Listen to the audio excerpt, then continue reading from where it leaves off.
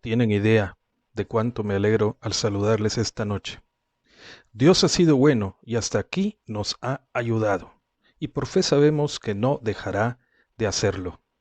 Oremos. Doy gracias a Dios porque se ocupa de nosotros y estamos seguros al decir como el rey David, en versículo 8 del Salmo 16, sé que el Señor siempre está conmigo.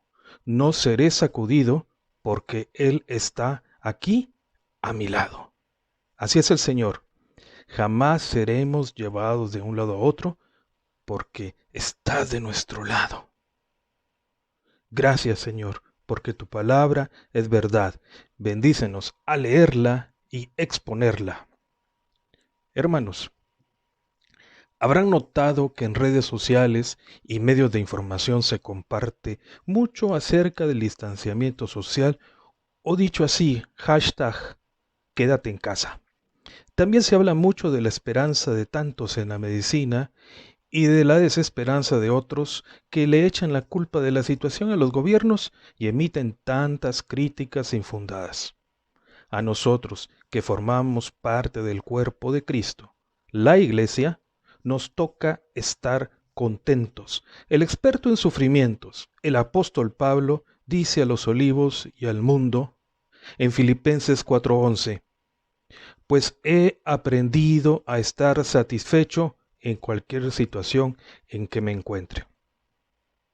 A los creyentes en Cristo Jesús nos corresponde asumir una postura firme, sustentada en la palabra de Dios. A diferencia de otras ocasiones, debemos con nuestro ejemplo hacerle notar por los medios disponibles a quienes no creen que no es razón para alarmarse, sino para confiar en Dios. A los creyentes Dios nos manda a estar contentos, aún en el encierro, aún con la dificultad que para algunos podría suponer estar en casa, porque los niños y jóvenes se inquietan y porque siendo honestos, deseos de salir no faltan luego de 2 semanas. Necesitamos estar contentos en el medio de la escasez o la incertidumbre de si habrá suficiente dinero para las semanas que vienen, o si nos alcanzará la salud.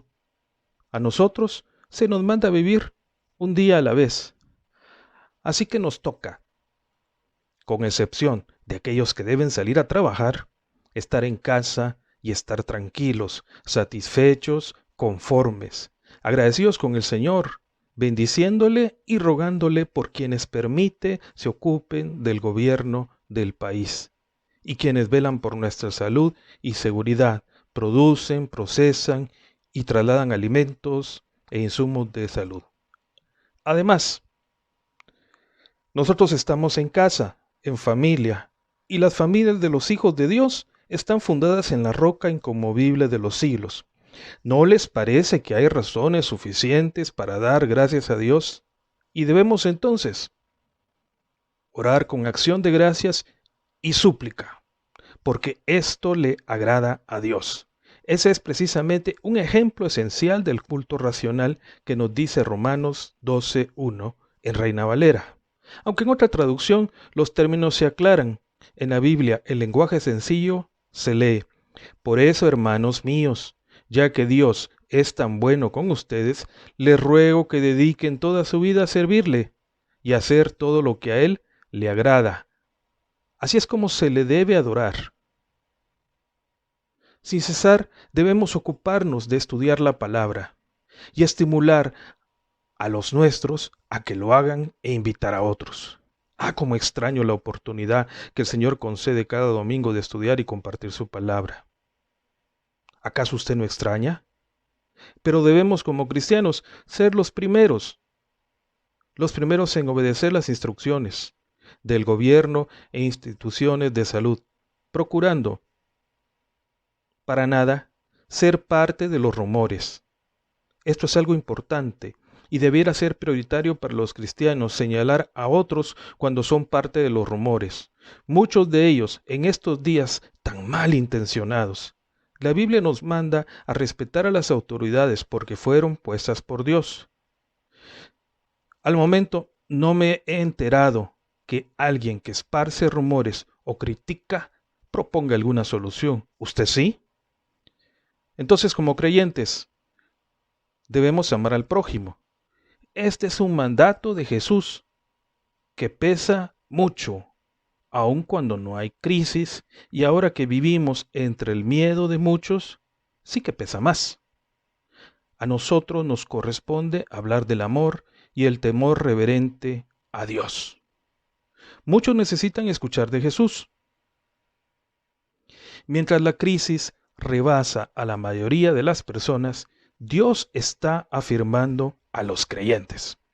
La afirmación la realiza el Espíritu Santo, llenándoles con certeza en el corazón, porque el brazo del Señor no se ha acortado, y que se ocupa, sin excepción de los que están a su lado.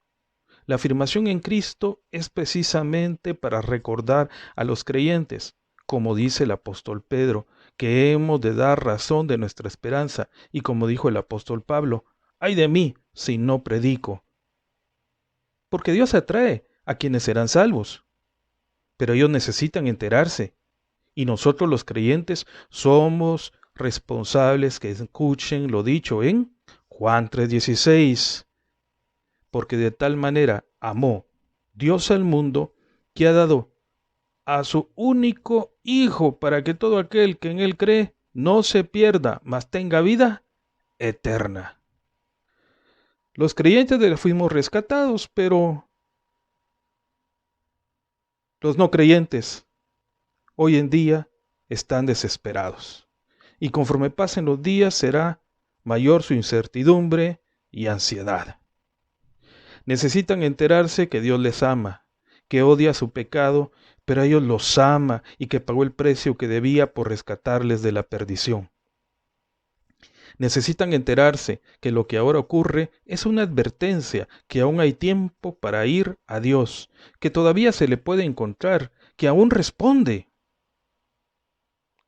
Debemos hablarles de Cristo, porque a los creyentes se nos encargó reconciliar al mundo con Dios. No es el tiempo para ser parte de las novelerías o historietas que muchos difunden. Es tiempo de entregar el mismo mensaje de esperanza, el de siempre. Los no creyentes deben saber que todo estará bien. Claro, si vuelven su mirada a Dios, todo estará bien. Deben enterarse que hay esperanza.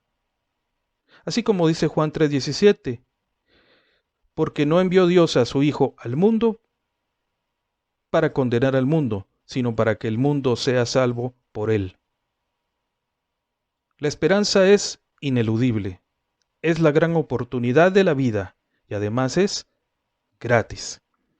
No deben hacer nada, solo atender al llamado de Dios.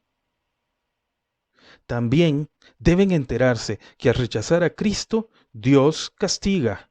Lo siento, si hay una mala noticia, en Juan 3:18 se lee, el que en él cree no es condenado, pero el que no cree ya ha sido condenado, porque no ha creído en el nombre del unigénito Hijo de Dios. Vamos, iglesia, es tiempo que muchos se enteren que Dios les ama. Asimismo, nosotros estamos contentos porque confiamos en Cristo Jesús. Estemos en calma. La Biblia dice en Mateo 11:28, vengan a mí todos los que están cansados y llevan cargas pesadas, y yo les daré descanso. Me gusta decirlo, la orden de Dios es clara. Hay que ir a Él para descansar. Solamente alguien que desea sufrir se angustia. Jesús es nuestro descanso. Y lo repito, solamente alguien que desea sufrir, alguien desobediente, se angustia. Jesús es nuestro descanso. Lamento que para algunos niños y jóvenes este tiempo de alguna manera les significa estar perturbados por la excesiva cantidad de tareas o deberes asignados por los maestros. Les digo, pidan a Dios que les dé paciencia y no olviden que Jesús es su descanso. A las madres que ahora tienen algunas mucho más que hacer, les digo, descansen en el Señor. A los hermanos de la tercera edad, les ruego que se queden en casa, descansen en el Señor. a los que salimos a trabajar y ante el innegable hecho que a veces la casa nos queda pequeña, les digo, descansen en el Señor. Todo estará bien. Los creyentes debemos ser cuidadosos, muy cautelosos. Hay quienes, por razones que supongo, pero que prefiero no mencionar, se ocupan de causar alarma e inquietud. Por eso repito, debemos tener cuidado con aquellos que usan versículos de la Biblia fuera de contexto, porque aquellos que no estudian suficiente la palabra de Dios son impresionados con argumentos de hombres. No estamos a pocos días o años del fin del mundo, estamos en el medio de la gran oportunidad de amar al prójimo, compartiendo la buena nueva. Hermanos, sigamos en comunión en nuestra iglesia familiar y por este medio. Dios les bendice, Dios les guarda, a Él sea la gloria. Amén.